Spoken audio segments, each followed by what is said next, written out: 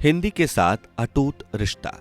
देश और संविधान भले ही हिंदी भाषा को दोयम दर्जे का समझे, लेकिन हिंदी का बाजार तेजी से बड़ा और व्यापक हुआ है।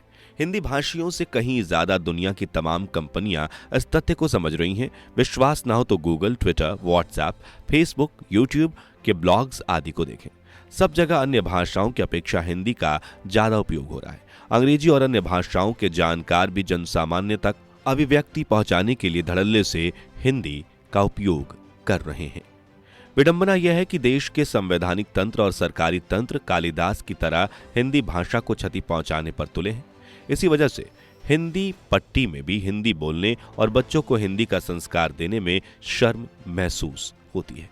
इतना ही नहीं, हिंदी फिल्मों से करोड़ों कमाने वाले बॉलीवुड के ज्यादातर सेलिब्रिटीज भी आम बोलचाल में हिंदी के बजाय अंग्रेजी का प्रयोग करके खुद को रईस और बुद्धिजीवी होने का दिखावा करते हैं।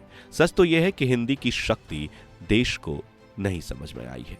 सरकार और संविधान के स्तर पर हिंदी की राह में रुकावटें पैदा की जा रही हैं। हिंदी के लेखन में क्लिष्ट कठिन शब्दों का प्रयोग किया जाता है। हिंदी माध्यम से पढ़ने वाले बच्चों के छोटी छोटी अशुद्धियों त्रुटियों की वजह से नंबर को कम कर दिया जाता है। इसलिए भी हिंदी भाषा को पढ़ाई का माध्यम बनाने से बच्चे काफी अधिक कतराते हैं।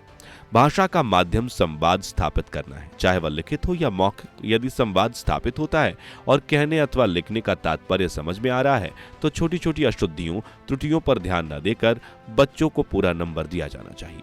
तभी बच्चे पठन पाठन में हिंदी से प्रभावित होंगे। हिंदी को सरल और सहज करना ही होगा।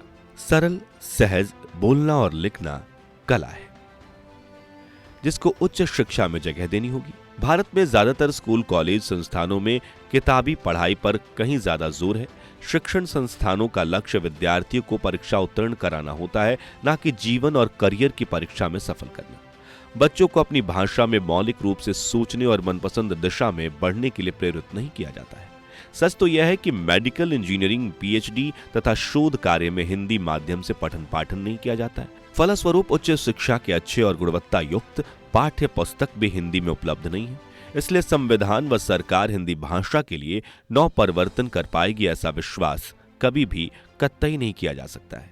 इसलिए प्रश्न यह है कि क्या जा सकता है? शिक्षा के क्षेत्र में Google, Twitter, WhatsApp, Facebook, YouTube और अमेजॉन, वॉलमार्ट जैसी कंपनियों को लाया जा सकता है। इससे ज्यादातर स्कूल कॉलेज संस्थानों के पठन पाठन सामग्री यथा मेडिकल इंजीनियरिंग, पीएचडी के कोर्स मटेरियल तथा शोध कार्य हिंदी में डिजिटल प्लेटफॉर्म पर उपलब्ध होगा, जिसमें एक के बाद एक गुणवत्ता युक्त सुधार छात्रों, प्रोफेसरों एवं जानकारों के सुझाव पर नित्य और नियमित रूप से होंगे। ऐसा करने से न केवल हिंदी को आगे बढ़ाने में मदद मिलेगी, बल्कि भावी पीढ़ी भी हिंदी से प्रेरित होकर हिंदी को अपनाएगी, हिंदी के साथ अटूट रिश्ता बनाएगी।